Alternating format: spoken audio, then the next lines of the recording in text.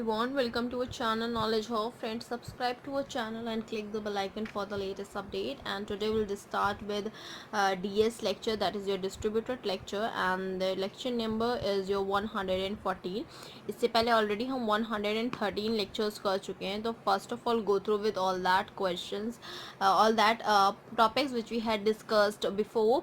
And अगर आप हमारे चैनल फर्स्ट टाइम देख रहे हो या अभी तक आपने हमारा चैनल सब्सक्राइब नहीं किया है तो it's a request to subscribe our channel so that whatever and video we are uploading you getting the first. And secondly, if you like our video, so do like our videos and share our videos to your friends and colleagues so that they are getting all this information at once. Starting with the today's topic, that is your objective of distributed transaction management. क्या objective हमारे हैं distributed transaction management को use करने के लिए, and what DTM, that is distributed transaction management plays a role. So what we have to discuss in this class, and last class में हमने जो necessary conditions थे phantom deadlock occurrence के वो हमने discuss किया था, and then उससे पहले भी हमने phantom deadlock already discuss कर लिया है. तो अब आज हम जो डिस्कस करेंगे वो objective of distributed transaction management को डिस्कस करने वाले हैं. So the first point what you have is the CPU and main memory utilization should be improve. जो सीपीयू है या मेन मेमोरी है उसका यूटिलाइजेशन जो इम्प्रूव्ड होता है वो आपका by using the distributed transaction management. So that what we have to use, that's why the reason CPU and the main memory utilization should be improved. So starting with the first point, that CPU and the main memory utilization should be improved, that most of the typical database application speed much of their time waiting for input and output operation rather than on computation. To improve the CPU and the main memory utilization, a transaction manager should adopt specialized technique. तो in that case जो बहुत सारे typical आपके database applications होते हैं तो वो बहुत ज़्यादा टाइम उस पर वेस्ट करते हैं, या वेस्ट क्या करते हैं आप कह सकते हो, टाइम बहुत ज़्यादा लेते हैं कि इनपुट आउटपुट और जो ऑपरेशन होता है उन पे कंप्यूटेशन को टाइम लेने के लिए. इसी वजह से वो होता है कि सीपीयू और मेन मेमोरी को इम्प्रूव करें, उनके यूटिलाइजेशन को, उनके ट्रांजेक्शन मैनेजर को उस चीज़ को स्पेशलाइज टेक्निक को अडॉप्ट करना चाहिए सो दैट कि वो ज़्यादा टाइम टेकन भी ना हो और बहुत ईजिली और बहुत जल्दी हमारा काम भी हो जाए.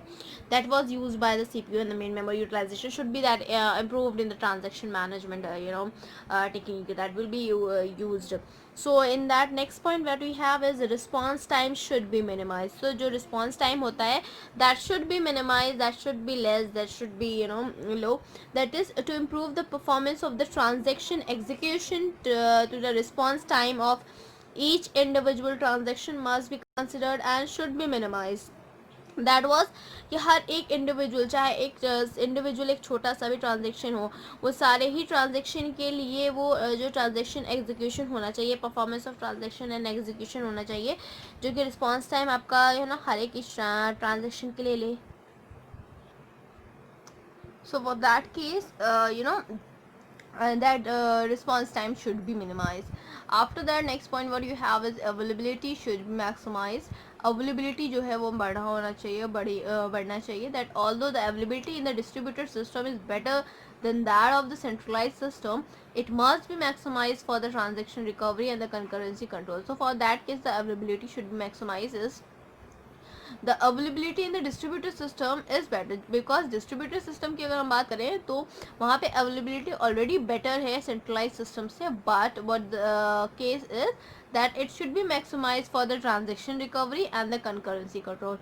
तो transaction recovery और concurrency control के लिए इसको करना पड़ेगा, otherwise as compared to the distributed system and the centralized system, so distributed system के पास ज़्यादा availability है as compared to the centralized one. Next, moving on with next point that we have is a communication cost should be minimized. तो जो हमारा जो communication cost होता है उसको minimized होना चाहिए. वो minimized होगा तो हम ज़्यादा अच्छे से communication operation को perform कर पाएंगे. And on that case very well known, on that case the communication cost should be minimized. That will in a distributed system an additional communication cost is incurred because a number of the message transfers are required between the sites to control the execution of the global transaction. preventative measures should be adopted by the transaction manager to minimize the communication cost. So basically the point was that in a distributed system the additional communication cost is incurred, and that additional cost can give a lots of cost effective, so that because of the number of message that is transferred from the required to the sites to the control of the execution for the global transaction, what we can say is. And then preventive measures is adopted by the transaction manager also to minimize the communication cost as well. So in all these class we had discussed about objectives of distributed transaction management, where we are talking about CPU and the main memory, as well as response time that should be minimized, and availability should be maximized, and communication cost should be minimized. So all these points you have to learn. You can write it down in anywhere of the of your copy where you are making the notes, and as well you can go through with all the points, and you will be able to write in the university question paper. Thank you. Hope you enjoy this video. If you like this video, please give a thumbs up and give a suggestion on a comment box. Thank you.